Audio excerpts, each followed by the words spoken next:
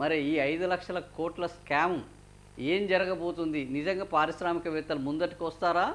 BRS మీద అధికారంలోకి వస్తుందని నమ్మకం ఉన్నదా? లేదా బీఆర్ఎస్ వచ్చినా కూడా వాళ్ళకింత ముడుపులు చెల్లిద్దాము, ఎవడైనా ఆ అధికారంలో ఉన్నవాడు ముడుపులకు ఆశపడతాడు, సో అప్పుడు వాళ్ళకింత ముడుపులు చెల్లిద్దాము, అప్పుడు వాళ్ళని సంతృప్తి పరుద్దాము. ఇప్పుడు ఎట్లాగూ 100 రూపాయలది 10 రూపాయలకు తీసుకుంటున్నాం, వీళ్ళకు 20 రూపాయలు ఇస్తాం, వాళ్ళు వస్తే వాళ్ళకి 20 రూపాయలు ఇద్దాము అనే గట్టి నమ్మకంతో ధైర్యంతో ముందడికి పోతారా? మనం వేచి చూడాల్సిందే. అయితే ఈ వివాదం ఇది కొనసాగుతుండగానే మంత్రి శ్రీధర్ బాబు కూడా దీనికి గట్టి కౌంటర్ ఇచ్చారు. ఆ కౌంటర్ కూడా ఏందో చూద్దాం. సర్కార్ పైన కేటీఆర్ దుష్ప్రచారం, రాష్ట్ర ఆదాయానికి గండి కొట్టే ప్రయత్నం, ఫ్రీ హోల్డ్ రైట్స్కు వారే 3 జీవోలు ఇచ్చారు, 3 జీవోలు ఇచ్చారు. పరిశ్రమలకు లీజుకి ఇచ్చిన భూములపై యాజమాన్య హక్కులు కల్పించారు, వారికి భూ వినియోగ మార్పిడి చేసుకునే అవకాశం మాత్రమే మేము కల్పించాం. జూబ్లీహిల్స్ ఓటమితో చుక్కలు, దుద్దిల్ల శ్రీధర్బాబు. పారిశ్రామిక శాఖ ప్రభుత్వ పారిశ్రామిక విధానంపై బీఆర్ఎస్ నేత కేటీఆర్ చేసిన ఆరోపణలపై ఐటీ పరిశ్రమల మంత్రి దుద్దిల్ల శ్రీధర్బాబు మండిపడ్డారు. పారిశ్రామిక భూములను కన్వర్షన్ కోసం ప్రభుత్వం ఇంపాక్ట్ ఫీజు వసూలు చేయాలని నిర్ణయిస్తే దాన్ని 5 లక్షల కోట్ల కుంభకోణం అంటూ కేటీఆర్ చేస్తున్నారని ఆగ్రహం వ్యక్తం చేశారు. సో పరిశ్రమలకు లీజుకి ఇచ్చిన భూములపై బీఆర్ఎస్ ప్రభుత్వమే యాజమాన్య హక్కులు కల్పించింది. ఇందుకు సంబంధించిన 2023 ఎన్నికల్లో 4 నెలల ముందు ఫ్రీ హోల్డ్ రైట్స్ పేరిట 3 జీవోలు జారీ చేసింది. అప్పుడు ఎన్ని లక్షల కోట్లు వసూలు చేసుకున్నారో కేటీఆర్ చెప్పాలి. ఈ జీవోల విషయం దాచిపెట్టి ప్రభుత్వంపై నిరాధార నిందలు వేస్తున్నారు. ఈ మేరకు శుక్రవారం సచివాలయంలో మంత్రి శ్రీధర్ బాబు మీడియా సమావేశంలో మాట్లాడారు. కేటీఆర్ చెబుతున్న 9,292 ఎకరాల భూమిలో పరిశ్రమలకు ప్లాటింగ్ చేసి కేటాయించింది 4,740 ఎకరాలు మాత్రమే. మిగిలిన భూమిని రోడ్లు, డ్రైనేజీ లాంటి మౌలిక సదుపాయాలకు వినియోగించాము. ఈ కేటాయింపులు ఒక రోజులో చేసినవి కాదు, పరిశ్రమల అభివృద్ధికి దశాబ్దాలుగా ఇస్తూ వచ్చినవి. ఇందులో ఆజంబాదు, కుకుట్పల్లి, అఫీజ్పేట పరిశ్రమల భూములకు ఫ్రీ హోల్డ్ పేరిట యాజమాన్య హక్కులు కల్పించింది బీఆర్ఎస్ ప్రభుత్వం. ఇందుకు సంబంధించిన ఇండస్ట్రీస్, కామర్సు వినియోగ మార్పిడి, నాకు తెలిసి వినియోగ మార్పిడి చేసుకునే అవకాశం మాత్రమే తాము కల్పించామని స్పెషల్ చీఫ్ సెక్రటరీ పరిశ్రమల కమిషనర్లు పరిశ్రమల సంఘాలతో పలు దఫాలుగా చర్చలు జరిపి 30% నుంచి 50% స్లాబులను ప్రతిపాదించారు. కన్వర్షన్ ఇంపాక్ట్ ఛార్జీల ద్వారా ప్రభుత్వానికి 4,000 కోట్ల నుంచి 5,000 కోట్ల ఆదాయం వస్తుందని చెప్పారు. సో ఇప్పుడు ఏం జరిగింది? సీఎం సోదరులపైన అభూత కల్పనలు.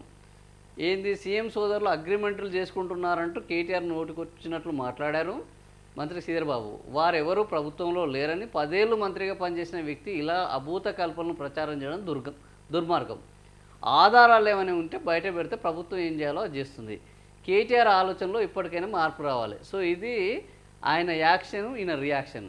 సో ఇక్కడ ఏం చెప్తున్నారు అంటే, ఈ ఫ్రీ హోల్డ్ రైట్స్ పేరు మీద 3 జీవోలు, ఈ 3 జీవోలు ఎప్పుడు, ఈ 3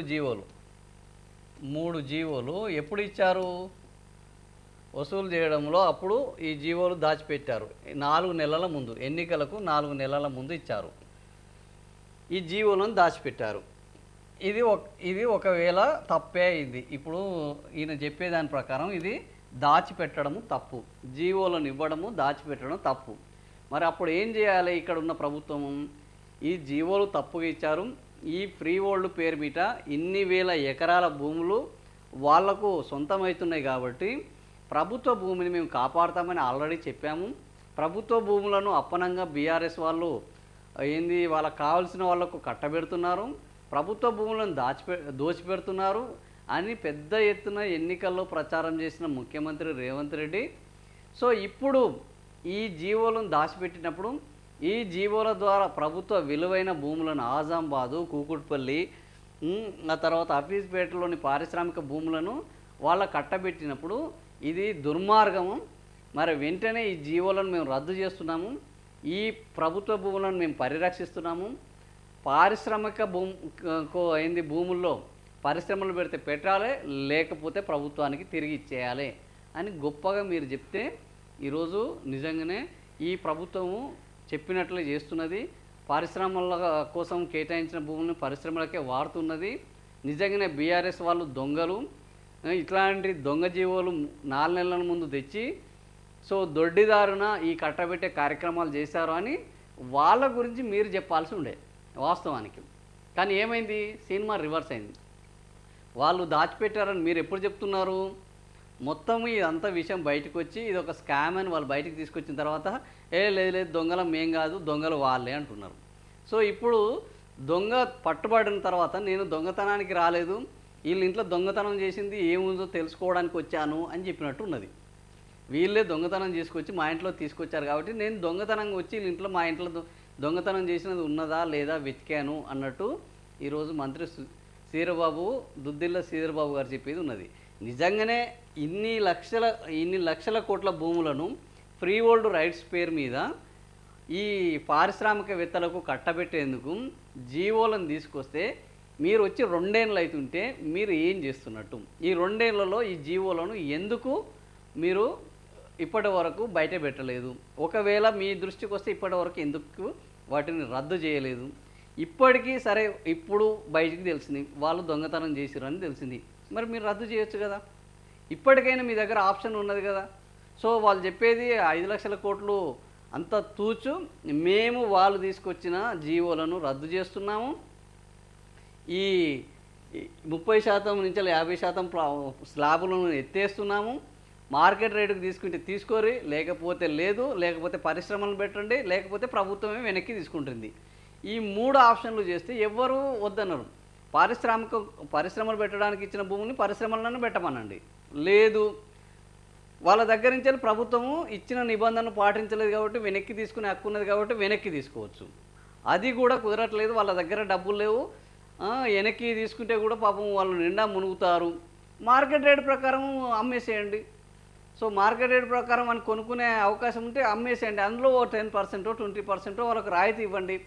కానీ ₹1,00,000 భూమిని 10,000కి ఇస్తానని మీరు చెప్పడం ఏంది? ₹1,00,000 భూములకు హక్కులను వాళ్ళని కల్పించడం ఏంది? ఇప్పుడు దొంగలు కలిసి ఊరు పంచుకున్నట్టు ఈ వ్యవహారం ఉండడం పట్ల ఇప్పుడు ప్రజల్లో చర్చ జరుగుతుంది. ఇది నిజంగానే 5 లక్షల కోట్ల స్కామ్ జరిగింది అని వాళ్ళు చెప్పిన దానికి మీరు చెప్పే మాటలు చూస్తే అవును నిజమేమో అని ఇప్పుడు వాళ్ళు తప్పు చేశారు, మేము తప్పు చేస్తాము అన్న పద్ధతిలో మీరు కొనసాగుతున్నట్లు కనిపిస్తుంది.